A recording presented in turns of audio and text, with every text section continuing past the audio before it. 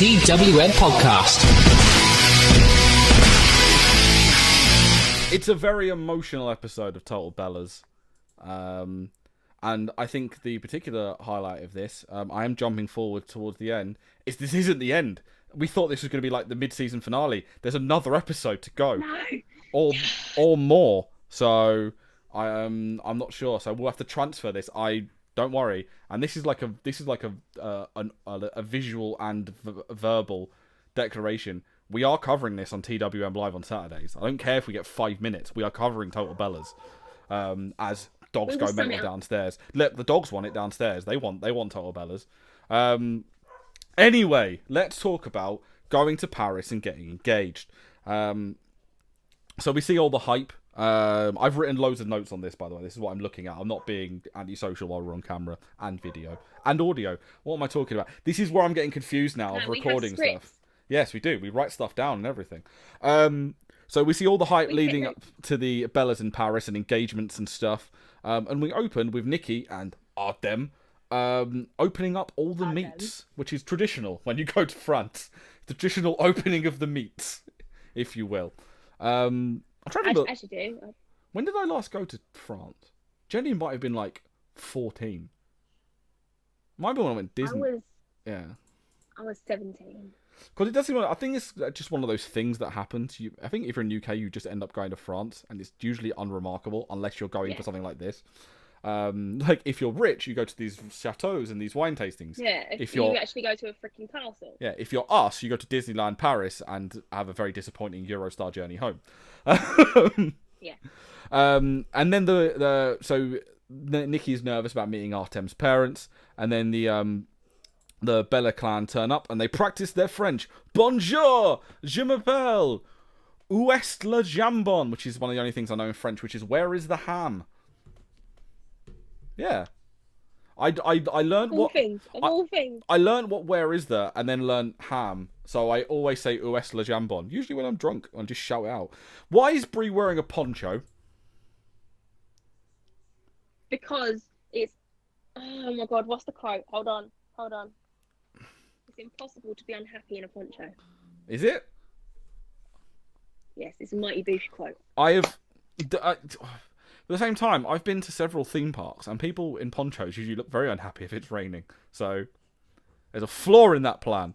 I hate them so much, but you know, we are anti-poncho. We are tough on ponchos on this podcast. Tough on the causes of ponchos.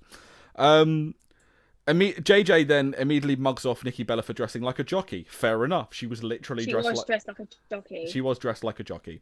And once again, it's not just me, because everyone was confused by Brie's poncho as well. So, I'm not the only one that was like, "What? Why are you wearing a smock? You strange individual."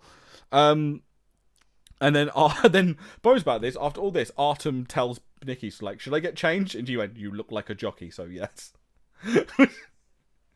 See, it's not a rude if it's like an accurate thing to tell someone. Like normally, it's not okay to be like, "You need to dress like this." If your girlfriend looks like a jockey, tell her so she can get changed. And unless she's literally going to go do a horse race, then it's apt. It's fair enough. It's fair enough. We then get to Brie. Thank God that Brie didn't forget the ring. Well, I'm sorry. Would you not have called her before she got on the plane and asked? Like, I know. Like he just kind of left it. He went, "I'll get the ring and I'll trust your judgment when you turn up in Paris with it." But then again, he could probably turn around and like, "Look how much money you make your businesses. If you don't bring that ring, you're fucking buying me another one." Yeah. And I've lost where my train of thought was. And then it's a nice ring. We see the ring for the first time, but then we get the most awkward thing ever, because them two are sitting on the bed just having this very quiet conversation, and Nikki just walks in the room and they're just sitting there. And what I particularly enjoy, and I've got mad respect for, is Brie Bella's defense mechanism, which is just grinning at her sister like a maniac, just smiling like, and she's like, "What are you doing?" I swear to God, it is literally a normal thing to happen. Like when you're trying to hide the ring, the person it's meant for will walk in the room. It happened to me. My brother-in-law gave me my sister's engagement ring. I was on FaceTime to my best friend, like, "Look at the ring." And my sister walked in the room and I had to sit on the toilet and pretend I was on the toilet. Did you just grin like But a mate? the ring was not on the toilet. The ring was on my head. Yeah. That would be a very sitcom thing too. If you just drop the ring down the toilet and then flush. Did you do the Brie Bella technique of just grinning like a maniac at your sister when she turned up? It's like just stare, just literally. I literally just jumped. I just jumped so quickly and sat on the toilet like I'm on the toilet. I am pooing. Don't mind me. And then we find out that Artem starts teaching everyone Russian with limited success. And then Artem basically gets emotional because he's not seen his family in nearly 6 years. He left home when he was 15 to become... That sounds like something out of a film. Like, I will leave Russia at 15 and become the greatest dancer. So this confuses me though, right? So, no, actually, don't worry. That's dumb. Don't worry. You know what? Literally, I know what you was going to say. And I bet it was... How old is Artem if he left 6 years ago? And I was like, no, I think it might have just been 6 years since he last went back to Russia to see his parents. That's exactly what I was going to ask. Like, Artem's not 20, 21. Oh, is it 21? Yeah, because he's been on, like, telly for 8... Like, he didn't start dancing when he was literally 15 on Strictly. So no. he was a literal child. The Artem family is here, and it's emotional scenes. Everyone's very emotional. The Bella family all crowd round, literally the tiniest window, like it's Tiny Tim in A Christmas Carol. What is it, sir? And then they all just start screaming "Privet." These people don't speak English. You just chattering noises. Privet, Privet, Privet.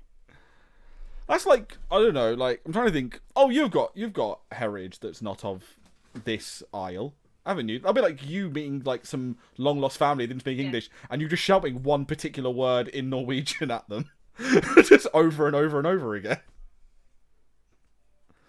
Just randomly screaming it in their face. Yeah. What is Norwegian for hello? I wouldn't do that. What is it? Hello. Is it just hello? So not even worth it, in it. It's hello. Just screaming hello. It's literally like we have hello, they have hello. Like. Oh, Norway, stop being lazy with your greetings. So sort it out, Norway. That's the name of the podcast this week, isn't it? Sort it out, Sort it out, Norway. Like, it would just be like Nikki's like terrified, and I would be as well. It's like, your family are insane. These people don't speak English. So basically what they're going is, oh look, we've met our lovely Artem's like extended family. Oh look, they're all just yelling noises in our general direction. This is on topic, but it's also not on topic. There is a guy on TikTok, and all he does is he just says like what English sounds like to foreign people and what this language sounds like to foreign people. I'll send you the link. It is hilarious. Have you ever seen... And it makes perfect sense. Have you ever seen the TikTok, and going off topic, and I imagine this is what it is. You know, it's off a YouTube video, or actually might be from a Vine, they've transferred it to TikTok. It's the one where like where someone who speaks English wakes up and they're in The Sims. So someone's just going, fladderdy gabber. He's like, what are you saying? Flabberderb gabber. No. I imagine it's literally like that, where it's just like, I've woke up and everyone's walking Simish. The families all meet, and Nikki balls it up saying, cheers in Russian, you had one job. And Artem just like plays translator, and Brie's like confused by all of this, and talks about the importance of like facial expression.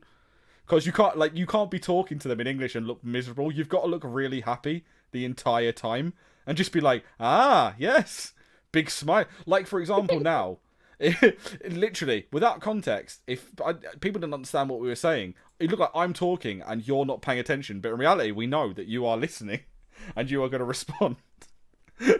Facial expressions are key, especially if the Artem family are watching this and they haven't got the subtitles on. Yeah.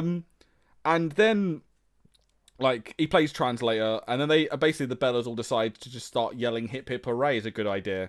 Like, they didn't understand a fucking thing you were saying, so that was literally pointless. And then all I heard, I think I started looking down at my phone for a second, so I missed a bit of this. And I know what it was. Like, did they say like that 2 male celebrities had a baby in France? No, they basically said that Artem's dad looks like if Robert De Niro and Christopher Walken had a baby. Oh, that's what I was. They went. That's what they go in. Oh yeah, Christopher Walken, and Robert De Niro had a baby. I'm like, what? What have I missed here? That's what they said that Artem's dad looks like. I've got an opinion on someone else in Artem's family and what he looks like. Later on, the Bellas and the Artems. I can't say his last name, so I'm saying that his family are the Artems. The Artems. They try wines to compare, and Brie accidentally eats a snail. I've never eaten one personally, so I wouldn't know what it's like. Do you know what? That was really shit. That really bit of shit TV. If she was, she's been vegan for 6.5 years, and she's just ate a snail. Been mortified. Yeah, she was just. I think she was just in shock. She was completely in shock, which is brilliant. Actually, particularly for our audio listeners, the reaction that Kim's screen is frozen on right now is literally the reaction that that she would have had when eating a snail. I do hope that the screen clears in a second, but I digress. And then basically, the Bellas try wines, and Artem asks Mommy Bella. Because you're frozen. You froze for a minute. I didn't freeze. You froze. Thing is, though, I'm recording it, so you froze. It's be brilliant because it will look fine on my camera because I've got it. I'm watching it. You're the one who froze on it. And then basically, Artem takes Mommy Bella away for shopping and a chat. And Artem is worried that, like, they don't bring this up a lot because I imagine it rarely happens though. He's like, what if they say no? And I'm like, yeah, I wonder how often that would happen when someone just goes, no, I don't want you marrying my daughter. I've never known it to happen. Yeah, I feel like it's like a given, but I imagine it has happened.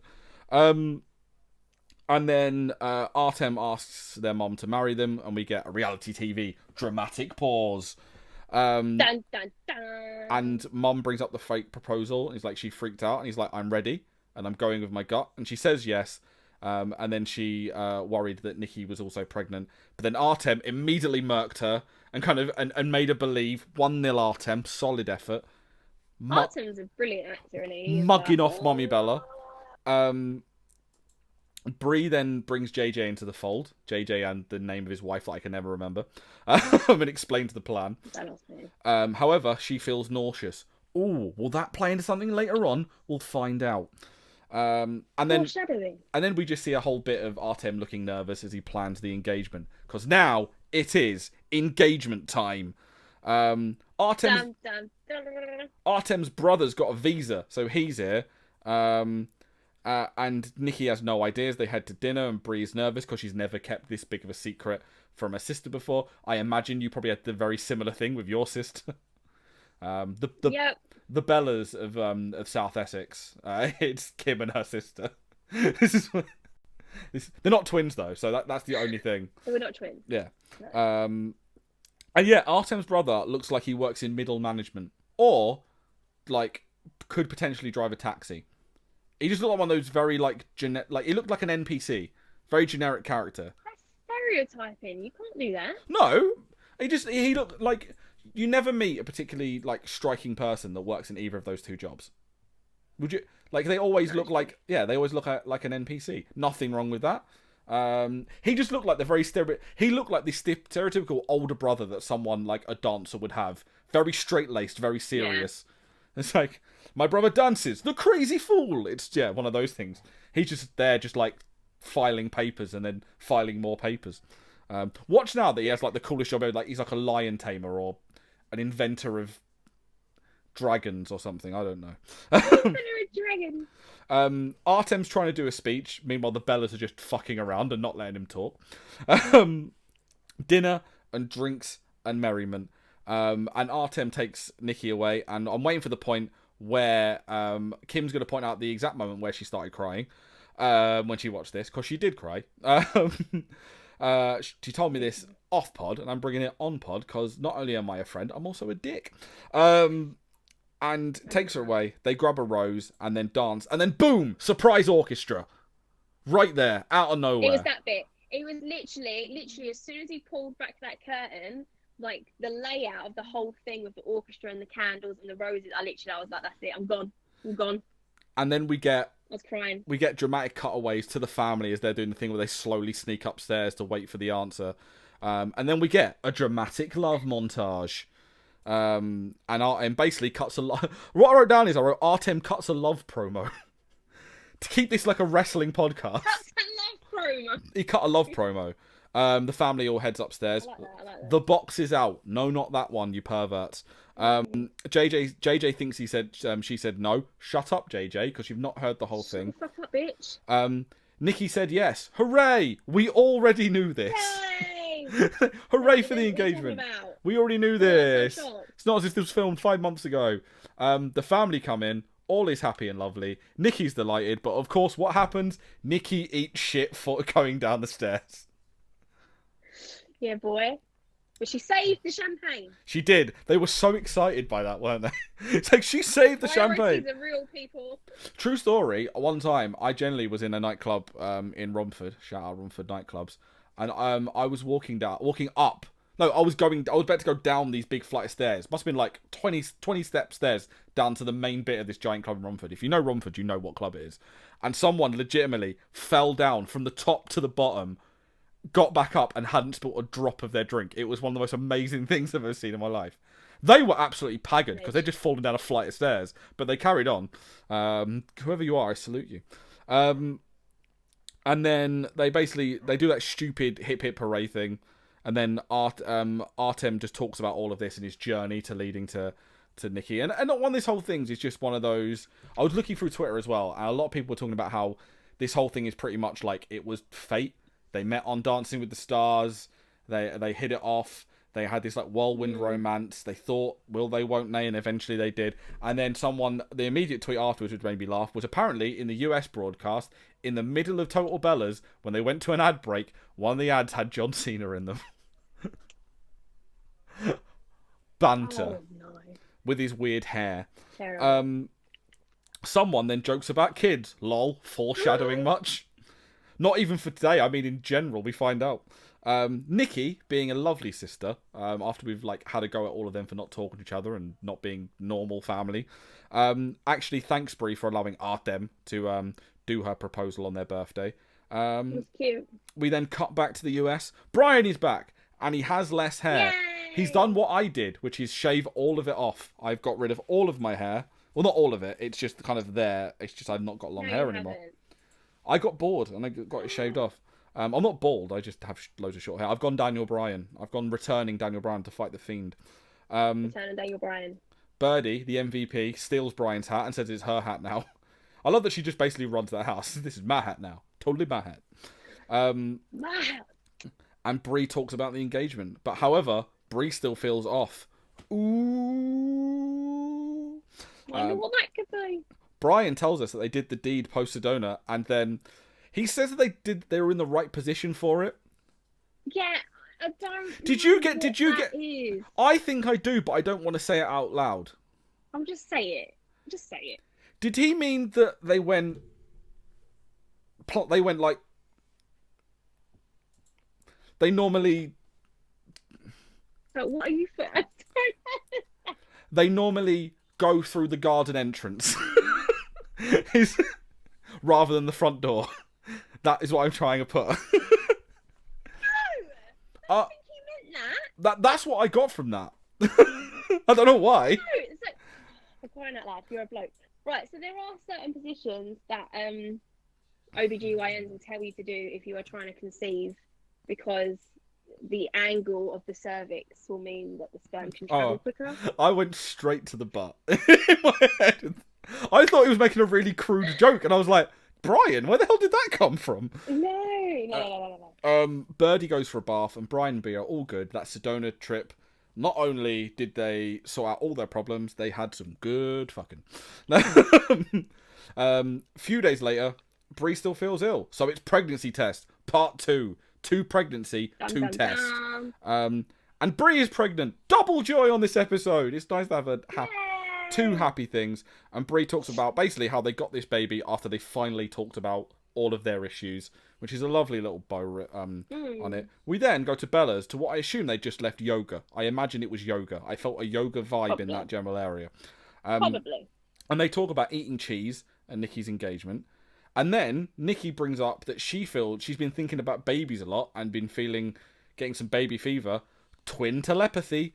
and Brie reveals she's pregnant. And then the one thing I noticed here, I don't know why they did this, is that they seem to be more than happy to hand over a stick covered in piss with no problems.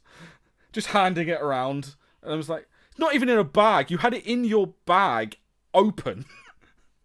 no like tissue around it. No like bag around it. Just... I don't care if it's got a cap. I don't care if it's got a cap on it or what.